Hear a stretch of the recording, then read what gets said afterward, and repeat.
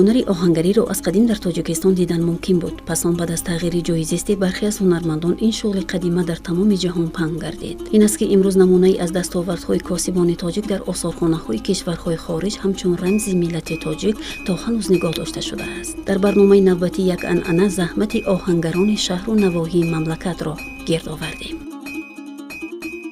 همین خسروخی ما آهنگر بود کنده بجای غوث همه بریدن در دشتو یک چخری میکندن رنگ چخری سیلوس اینمیده به پیش خطوه چورا اورا اره میکن میکندن میپرسولن در زمین همون علاوش میزدن روش بار میکن میمن پگوی میردن میکندنش لخشه شده سمت خراره همون لخشه رو میورن در سر کار بعد علاو میکرد استاو بعد دم میکن علاو میکرد آهن اصر آهن جیب روز میکرد دوست روز میکرد، کشه روز میکرد، تور روز میکرد. حاضر همون لخچه گم شد و کمر مینن. бояд гуфт ки гарчанде технологияи муосир ривоҷ ёфтааст, аммо анъанаи оҳангарии дастӣ то ҳанӯз миёни мардум маҳбубияти хос дорад. исрафшани бостонӣ яке аз шаҳрҳои қадимтарини осиёи марказӣ буда, дар ин минтақа чанд тан аз донандагони ҳунари оҳангарӣ зиндагӣ мекунанд, ки ҳар кадоми онҳо мактаби хоси ҳунармандии худро ба вуҷуд овардаанду имрӯз низ барои мардум хизмат мекунанд. яке аз онҳо Абдуманон Ҳусейнзода аст, ки касби аз бобо омӯхтаашро ҳанӯз ҳам ривоҷ бахшидааст. اصلا تمام آن چیزهایی که من ایجاد میکنم، یک بزرگوار بسیار گفتند که هر کسی چیزی ایجاد میکند، چیزی میسازد تا محبتش بر او نباشد نمیتواند آن را ایجاد کند، بسازد یا پیشکش کند. نمیدونم من چی گناه کردم که از خورده هنر را دوست داشتم. بسیار اذیت‌های زیاد کشیدم. رحمت به بابایم که این چیزها را به من از خورده راهنمایی کردند. بیمشت نمیشود، البته تربیت چی است مشکل تر است. این کار کردیم تمام هنرها را از خوردی الکه. ببینید با مسجدوزی سر کردم، پدرم آهنگر که بودن، نشانه های آهنگری را از خود کردم. تقا بابایم هم ابرار گفتن آدم که اون کس در حدود ازبکستان کار کرده گذاشته بودن، بیش از 90 سال در کارگری بسیار اسرار کارگری رو از اون کس آموختم. مادر کلانم که پدراشون مثل ارباب ها بودند و مدرسان مدرسه ها بودند، خط خواندنش یاد دادند و طریق نستعلیق و نسخ و این چیزها را یاد دادند. من ختم کرده فاکولته شرقشناسی هستم. من فکر میکنم که هنرمند چیره‌دست عبدالمنان حسینزاده انمین تخم هنر را پرو کرد. عبدالمنان حسینزاده هنرمند عادی نیست، هنرمند ساده نیست. او هنرمند صاحب معرفت، هنرمند دانسته و ورزیده و شایسته است. خوشبختانه من تا جایی که توانستم البته موفق شدم بسازم و من همین آده که در عکس معلوم است شمشیر خود که در اینجا شمشیر دوره جوانی رستم است. اول از همین چیز سر کردم من، به خاطری که او در بالا گفتم که خیلی که استادان گفته بودن شاهنامه رو که باز کردی به رستم نمی شود دیگر. اکنون بعد از آن من دیگر سپر آریایی و کارد شکاری رستم و مانند اینها رو من مثال ساختم که یک سلسله زیاد از بعضی از آنها رو باز شما بازدید خواهیم کرد. در نوبت خود من اثرهایی که بخشیده به روز جشن‌های گذشتگان ما داخل داشت، تاریخ‌های گذشته ما داخل داشت، مثل همین ساخته بودم. واقعا من اینجا یک چیز رو باید برای شما گفته گذارم که نردی که هنوز در تاجیکستان اونقدر جاری نشده بود، این سال 10 ساله های پیش من همون نرد رو ساخته از چوب یک لخت با تمام دانه هایی که از هر گونه مواد ها ساخته بودم که نسخه های دانه های در هر جای گوشه کنار دنیا رفته و با همون چیز وقتی که ما مهمان ها آمده بودن نشان داده بودم و سال 1999 صاحب گراند پری شده بودم. میگن که کاسه چینی که صدا میکند خود صفت خیش ادا میکند. وقتی که دستاوردهای استاد، هنرهای استاد تماشا میکنید یک کیفیت میکنه، یک دنیای دیگر است. گویا که شاهنامه را این شخصیت زنده کرد و آرزو میکنم چنین شخصیت ها بسیار باشند. من با همکار بودم با این استاد که همچون شاگرد با آدم کمک میکنم، همیشه هم یاری میکنم. خرسند هستم که در تاجیکستان عزیز من چنین هنرمندا بسیار هستند. فقط و فقط از ما شکر کردن و هنر خویش به مردم پیشنهاد کرده نسل نورس را در روحیه وطن و وطنداری تربیت کردن و بس. در آفریده‌های این هنرمند چیره‌دست میتوان بهترین آثار آهنگری را مشاهده کرد. نام برده در مرکز هنر و فرهنگ هوشنگ بهر احیا نمودن هنرهای مردمی نامگوی زیادی هنرها را راه اندازی کرده است، از قبیل صنعت گچکاری، کنده‌کاری و کارسازی و غیره.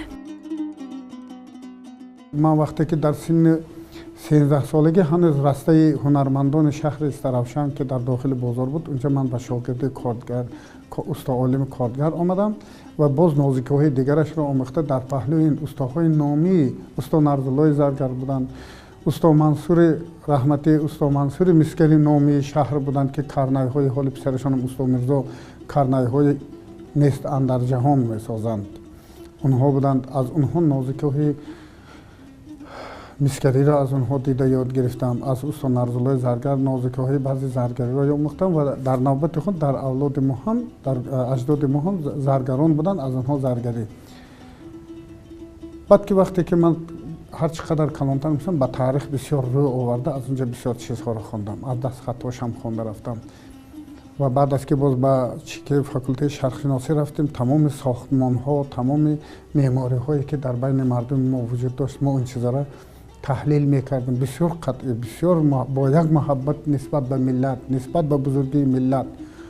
خودی که خیلی که خودی مثلا بینید ذوق داده استاده، اونها رو ما در خود تجسم میکنیم و روحش رو جستجو میکردیم.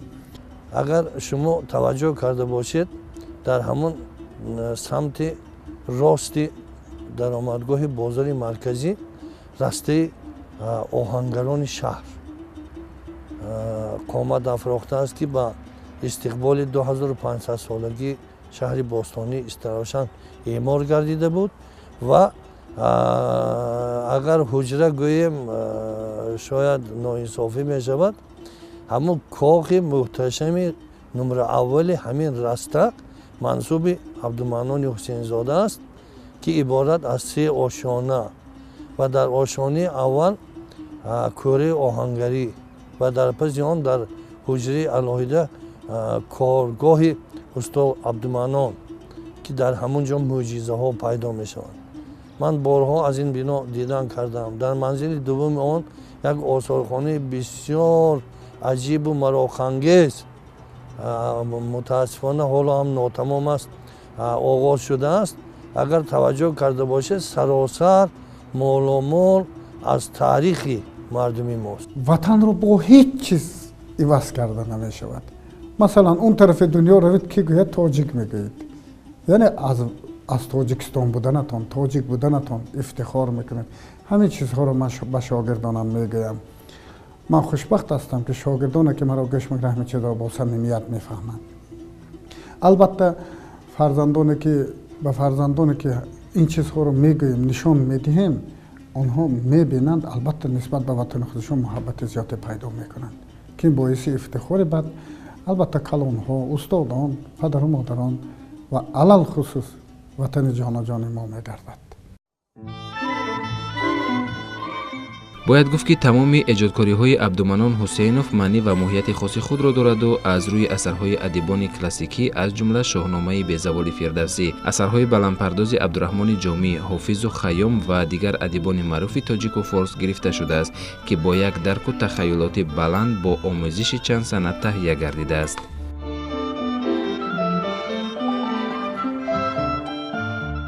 یک گوشه آرزوی من این چیزی بود که شما با چشم خود میبینید، ایجاد کردن شمشیر اصلی رستم است که بر وزن 30 کیلو بوده.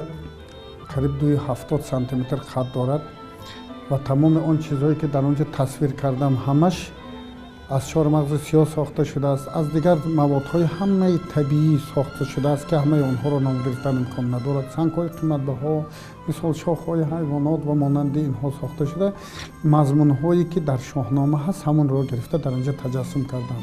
Масалан мебинед ки уқоб даҳнашро боз кардааст вай ки тезбин ҳаст, огоҳ карда истодааст ки душман аз ин тараф омада истодааст.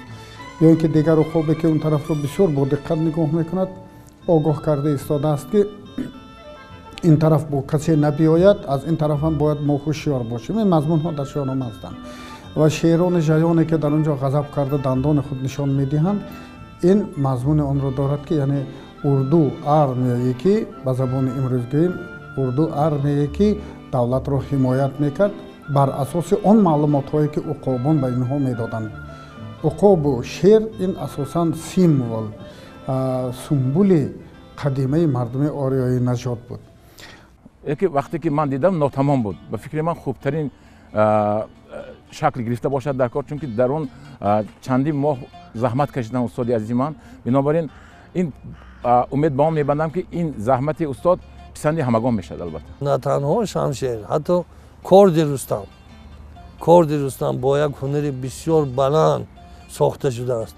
Шамшери даври наврасии Рустам ва гузашта аз он шамшери даври паҳлавонии Рустам ки зиёда 30 кило вазн дорад ва аз фӯлоди холис бо ҳунари бисёр баланд сохта шуда ҳамон достонҳои пораҳо аз достонҳои шоҳнома бо хатти бисёр хонаву зебои насталиқ дар рӯи Шамшер насб гардидааст. Ин ҳунар аст, ин ҳунари бисёр баланд аст. ва бинед дар самти рости он як силсила офаридаҳои Абдумаънони Ҳусейнзода қарор доранд. Якеаш агар мисол гирем, масалан ҷоми Хайём даст дар даст ҷом аст ва дар ҷом дар атрофи ҷом ҳамон рубоиҳои абадзиндии Умари Хайём навишта шудааст. ман ки аз ин бисёр ҳунарҳо ки бархурдор будам, ман дар шоҳномаи Фирдавси бисёр чиҳо ҳастанд. иҳроқу аслиҳаҳо, асли асбоби рӯзғор ва монанди инҳо ҳастанд. онҷо он қадар зиёде ҳастанд ки ман онҳоро хонда ҳамаи онҳоро аз рӯи мазмунҳои тасвиркардаш сохта меомадам. бинобар ин маҷмӯае ки ман гуфтам, коллексие ки ман гуфтам аҷам зинда кардам. бадин форсӣ ба он маънист ки баъзе бузургоне ки инҷа меомаданд ва аз ҷумла соли 1995 дар ҷамъомади ҳунармандони осиёи марказӣ ки дар шаҳри Қайроқум гузашта буд, устод худо раҳмати Осимӣ бисёр аҷиб гап заданд. кош Фирдавсӣ зинда мебуду ин чизҳои сохтаи шуморо медиҳед. ва ман ҳамон чизҳое ки дар он ҷо тасвир ёфтанд, он чизҳоро ба сохтан шурӯъ кардам. ӯ мегӯяд ки то ҳастам дасти ману домони ҳунар. ӯ зиндакунандаи ҳунари мардуми мост. дар тавсифи Абдумаънон Ҳусейнзода метавон соатҳо ҳарф зад. лекин суханро ба дароза накашида мегӯям ки ба ҷуз он ки Абдумаънон устоди чирадаст, ҳунарманди шоиста, пуркор аст, ӯ омӯзгори бисёр хубу шоиста аст. омӯзгоре ки ба фарзандони мардум забони шоҳномаро меомӯзад, забони устод Абу Абдуллоҳи Рӯдакиро меомӯзад, забони тоҷикӣ гаронмояро меомӯзад. сохтани шамшерҳо, ханҷарҳо, корду теғҳои армағонӣ ки аз ниёгона мо боқӣ мондааст, кори ҳамешагии ин ҳунармандӣ моҳир маҳсуб мегардад. дар маркази ҳунар ва фарҳанги ҳушанг беш аз 40 навъи корду шамшерҳо аз масолеи махсуси корсозӣ ва чӯбу шохи ҳайвонот бо тар ва дизайни ҷолиб таҳия мегарданд. ҳушанг набераи Каюмарс аст. набераи Каюмарс аст. Каюмарс масалан шоҳи аввалин мебошад ки вай Каюмарс ҳушанг вақте ки сангро мепартояд, аз санг ба санг хӯрда оташ бармехезад. ҳамин чиза сирраша кашф мекунад, маъданро کشف میکند و از معدن آهن را کشف میکند. دوره که به زبان تاریخ گوییم این در دوره زمان مثلا برنجی بود و زمان آهن بود و مانند اینها بود. بعد از آن از وی یاروق اسلحه ها میسازد. مثلا یکی از اثرهای من نامش که اکیناکی هست، اصلش اکیناک است و یونانی ها بعد اکیناکی گفتند. اکیناکی نام دارد و تیغ دو طرفه است. به قول تاجیکی ما گوییم امروزه دو دمه میگویند. اولین یاروق‌هایی که از سنگ ساخته میشد و شکل دودمگی داشتند. همون کمان‌هایی که بعد از اون تقلید کرده نوگش را ساختند به همون مانند کرده می ساختند. بنابر همین اولین یاروقی به وجود آمده دودمه به شکل دودمه بود. ما اینجا اول ما کاوه آهنگر را در آنجا آوردیم بر لباس عادی، لباس همون دوره گویا که به همون دورهش خاص است با همون کارش.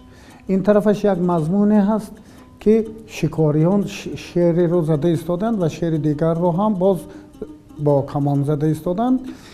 این مضمون هم از شاهنامه گرفته تصویر شده است. در اینجا کوروش کبیر، کیومرث، کوروش کبیر، داریوش بزرگ.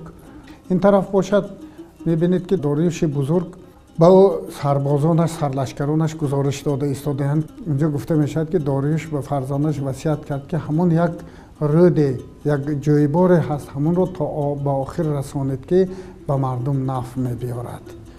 برای مردم عادی این چیزا معلوم دار است که مثلا همچون یک ممکن شاید تجسمگری هنر نمودار شود، لیکن این علم است، این تاریخ است، این هنر است، این اثر انتیقه است.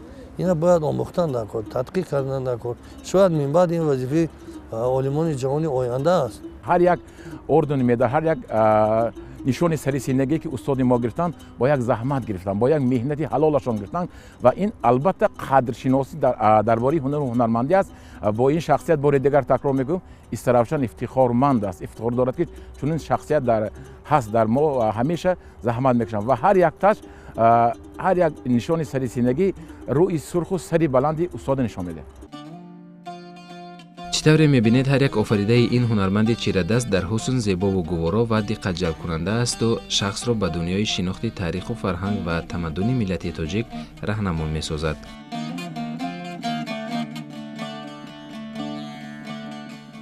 این انا یا که سلاله میگویند سلاله هست. من از آن افتخار میکنم که در استراشن باستان زیاده از 168 نفر هنرهای مردمی است. یک این است که استاد ما پیش میبرند و ما همیشه افتخار از آن که اینها اولادکی هستند.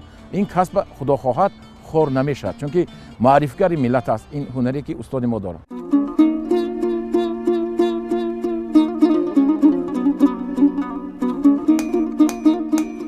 ساکنین ناحیه رشت سهراب‌ها تمامی سال‌هاست مشکلات مردم را آسان نموده با آنها آلات مهنت ساخته می‌دهد.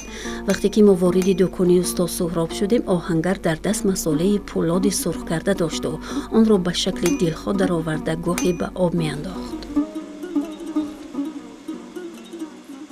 بازی هم تبر سوز کردیم، بلچه، پچگا، همین چیزی که برای مردم لازم باشه ما همه سوز کردن میگیریم. وقتی کادرها شد درست می‌کنیم. هر یک سوزان بهار دا کلمان سوز میکنیم. انا با دیگر اسبابی که برای مردم ما اینجا که وطن ما کوهستان است به اسباب کار کردن نمیشه. همه کار مهنت خطی به دست میاریم. قریب یک ساعت، نیم ساعت، یک ساعت یک تبر سوز میشه. همون آبتی ها گفتیم، همین آبتیش همین نوزکی همین دورات که همین تبر از آب دادن در کن. وقتی که همین در آب ما میبینیم همین وقت دورد. بعد هم وقت بگیری همین یک رنگ میبرود همین اسباب. وقتی که همین اسباب رنگ برود همینجا معلومه است که همین رفته از زد. در رنگ کبود میبرود. وقتی که همین اومد با همین دم شد در پریدن با دیم برو همین حتما بزدن در کن. وقتی که دیم بزدی همین آهن جای خچه میگیره، جای پیش شد. بعد وقتی برای استفاده بودن با نستن.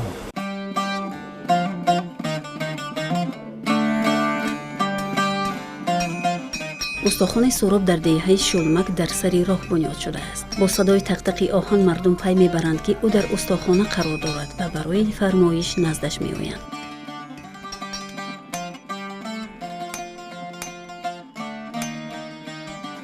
آدما میگن که ما همین آواز همین سندونده انا بسیار وقت میگم ما بشینیم گوش میکنیم همین آواز همین سندونه.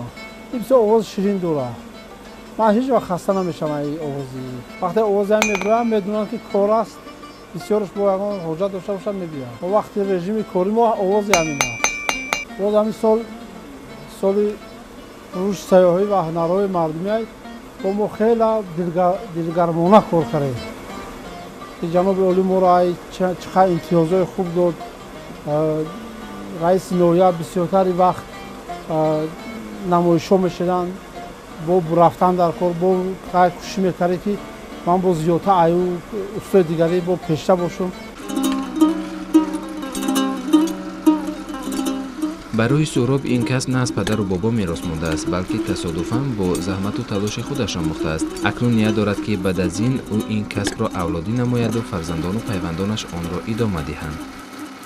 پس اولادی نیست خود ما از ما سرشده از اولادی ما. از اولادی ما اینا که همه سرشده از این بچه‌ها همش کار میکنن دودرم کار میکنن. همه اشکنون که همین فرزندای ما همین کارده سفر برن. همش کار میکنن. با هستای شاگردها هستای با از دیگر جو میان کار میکنن. همین کسب هم میآموزن. نازکش در یک چیز است که بسیاری همین اسبابا را ساز کردند. وقتی آب تاب دادن هوای کمتر مشکلی که همین شاگردا را بسیارش نمیفهمند. همیدا بسیار خطا میکنن. بعد مثال همون اسباب وقتی آدمو میبرند باید نمیشود در کار نمیشود میشکند میرود همیدا کمتر مشکلی دارد. این خط همیدا از همه بیشتر است. وقتی که علاو کمر نبوده است لخچه بید میوردن چقدر زحمت میکشن بید علاو میزن و چقدر بور میکردن لخچه میکردن اشکالم هر یک خوجگی برای خودش لخچه میکرد. لخچه را بعد میورده است پیش اوستا برای آهنش ساز میکرد برای جفت کردن. حاضر شورانه خدا تماما علم ترقیات پیش رفته است. اینا اینجا سنوش بود یک آدم دو آدم همزه دویم شتگی وای باید که همه وای میکرد کار میکرد همونجا وای میجموندن اینجا هوا میشی همین شمال. باز اینا سویت است اینا تکنولوژی نو اینا شمال سویت همه علاو یک آدم هم کار میکنن. پیش در یک سری کار 3-4 آدم باید برای یک اسباب راست کردن کار میکنن. آهن آب میکردن میریختن خلاب در 4-5 آدم ادمی یک کار سرگردان مصلحات هم یک تمی برون. از یک آدم کار میکنن در مصلحات هم یک آدم بروردن میگیرن. دو دکاس.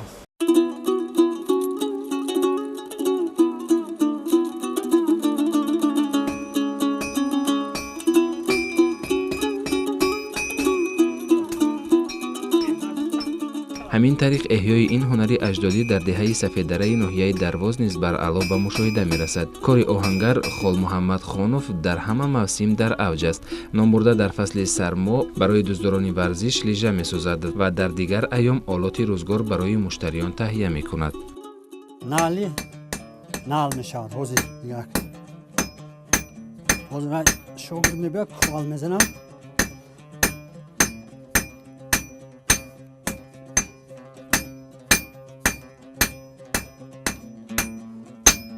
قسم آخرش یک رای میزنیم برای وظیف شدنش. من این هواکش ما هواکشی صرفه‌کاران و 12 ولت کار میکنم. برای ما برق هم صرفه‌کاری کردن کار که برق یکی منبع اساسی کار ما. من اینا میخ میگویم برای مثلا لنگر کردنی اسب ها یا یکم چهارهای معده استفاده میبرم. اینشونی برای خیمه ها درخواست تورسون که مردم با بوشگاه میروند در سر ساعت داره استفاده میبرند. خود محمد خانوف میگوید ما را ضرور است که این هنر نیاگانی خود را دوام دهیم، زیرا هنر قدیمی آهنگری تاریخ 1000 ساله را دارد. اهالی این منطقه قریب همه از محصولات دستی او استفاده میبرند. من همین کنده که از شما دیدم داره، من از این گلمخ تور شده.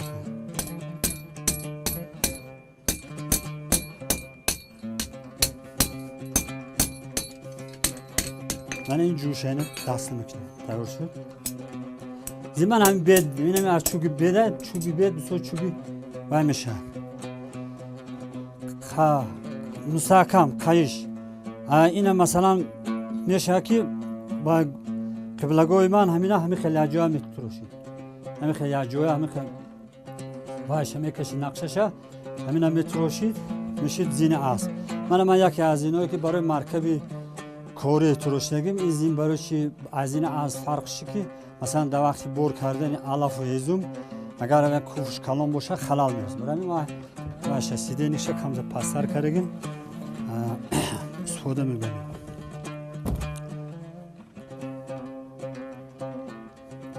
حوض ذکریات تو کوال رو میگیریم نالی هر حوضی باید ای طرف شد آنه مثلا کم قبطه نترسیده میزنیم. من این استاد ورزش هم نامزدی استاد ورزش الان مورم دامو یوشیمون مشق میکنیم. اینجا سال 74 همین مردمی رو قریب 20 پرسمین هم همش ایجاده نیست اویله که وای ای کار دور باشه همین لیجاده میسون ورزشی برفی. به قبل استا آهن را در کوره آتش باید طبق معیاری معین سرخ کنیم. سپس آن را با انبور از آتش گرفته همان لحظه با استفاده از اسباب پخت بالای سنگدان با تمام قوه میزنیم. میگوید جوانان به این کار کمتر اهمیت میدهند. ما باید از خردسالی شفق این کسب را در نهاد آنها بیدار کنیم. از این لحاظ استاخانه او همیشه پر از شاگردان است. وقتی که به هر کاری که میگه همت بسته کرده اگر خوری باید گل دسته کرده همه تمام کسب دوست داشتی انشالله با قلش میرسه. لیکن دوست نداشتی سرم دلم یا کس مجبور کنه همین کار کن ای کار نه برکه میشه نه این نه. من همین کسب بسیار چیزای خریده نگاه داشتیم که مثلا همین کسب آهنگری بود. همین نویلر چیزا در خونه نگاه داشتن دارم. بسیار کسب پربرکت است. همین دست من پنجه من چقدره که مثلا کار کنم مونده نمیشه. من وقتی بسکشی میکردم دستور دیوشیم کم کم چواندازی را میکردم. با آدما چلبور میکردن در دستا با دپو و نکی من همین خدمت کپیدم من گفتن چه خدمت میکنی دستات مونده نمیشه.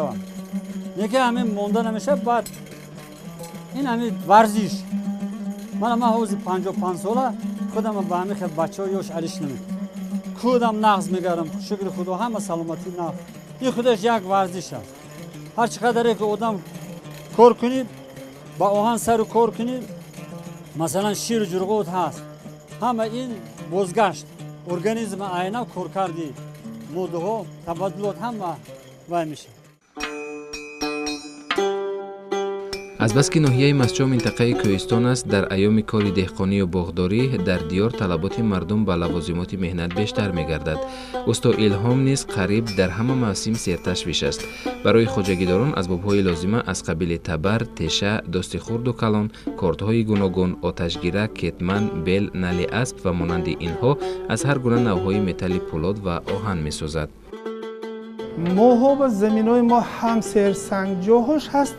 حال ما جای ما هم زمین خاکش بسیار برای همون ما هم چوک بسیار میسازیم.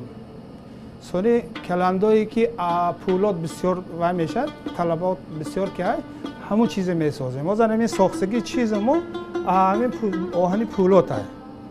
این برای زمینای سرسنگ با باز زمینای خاکی به کار میکردگی هست و یا با این خیلی کلندار رو تیار میکنیم و یا بس این خیلی پولاد این لازم نیست. برای همین چیزا اساسا کلند سانی چارودار بسیار که است دوست میسازیم بسیارتر. همین دیگه چیزا ما با این قوی نیست. نسبت دیگه به فصلا بهار به حد زیاد میشه. بهار به زیاد میشه دیگهش که مردم نه کار میبرد با زمین حرکتی زمین کاریش میشد برای همون ویا بسیار میشد. نوبرده از ایام خردسالی به کسب آهنگری مراغ زاید نموده است و تا امروز به این شغل میل و رغبت زیاد دارد. کسب آهنگری برای او همچون کسب اولادی میراث مانده است. هنرمند میگوید معروفیت این پیشه وابسته به نیاز و طلبات مردم به محصولات آهنگری است. این کار ما آگودگی کرسادیم. بابام هم آهنگر بودن وقتشنده. بعد به پدرم بگذشت. بعد من 25 سال بازه که اما پدرم آموختگی چیزا من اکنون دوام داشتم.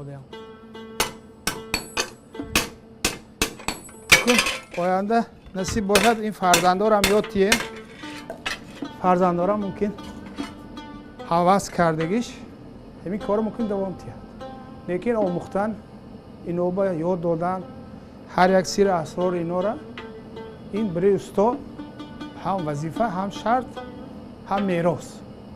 پدر و موندگی کارای ما همین است. اگه این هنر در و یک سالانه هیچ کس آموختن نمیتاد. این به عیاشی این به عادت کردن در تا که این آگودگی نکند این یک بار کوچه موندگی آدم این کارو نمیکنه چون که عهد مشکل میشه. این چیز ما آگودگی عادت کردیم همین چیز با همین توپلنگ و کار و شوق و همون ما اینا کرسادیم. برای اما اساسا این با آگودگی تیار کردن. یک سال به هیچ یگان آدم استا نمیشه. این به کمش 5 سال 6 سال وقت در کار که همین هنر رو آموزد. چون که این نازکی بسیار دارد و ساختش دیگه و نازکیش بسیار. مثلا همین کلند هم میسازد همه ساختن میتود. درست این نازکی جوهاش هایی که این زمین به درو این ساخته برای پرستن که و کار بود نمیشه. این زمین به دراندنیش داره. هر یک آهن شناختن تونستن در این آهن اگر نشناسه و آهن چه خیلی توب دادن یاد گرفتن نمیتود. برای همون بچه ها را همین چیز بسیارتر می‌آموزیم. در برابر مشکلی دهقانان را آسان نمودن او همچنین برای اسپروران یا دزدوران این جانور نوابسته از موسم نعل آماده می کند. استا نقل نمود که نعل اسب با دستگاه‌های مخصوصی قدیمه آهنگری ساخته می شود و نسبتاً کارش نیز آسان تر است. اسبداران هر 3 ماه به نزد او آمده نعل اسبشان را عوض می کنند. هر یک منطقه خودش به مناسب طلبات دارد. یک خیلی منطقه هست که دیگه چیزا رو طلبات می کند. مثلا کوهستانی ها به مثلا کلام اینقدر بسیار لازم نه و یا به چوب کلام میگود آرایسار تیار میشد و یا بسیار طلبات میشد. و کوهستانی ها به زندگی ها میکردگی ها به دوست در کار نیست مثلا بسیار درام نمیکنن. این ماها این خیلی نه. این ماها به هم چوب هم کلند هم دوست طلبات میکنن. برای همون فرقاشون همین خیلی فکر میکنن. اسبا که بهار به میبیاد و همه صحرا میبرن برای همه صحرا بروندنشون و حتما نالاشون عوض کردن در کار که با اسب آینده میل نشود. برای همه حتما مونده بسیارش به جای تکنیک اسب استفاده میبرن. برای همه حتما و یا نالاشون نو نکنیم نمیشه. برای همه مردم بسیار وقت همه اسبا رو همینجا آوردن نو کرده میبرن.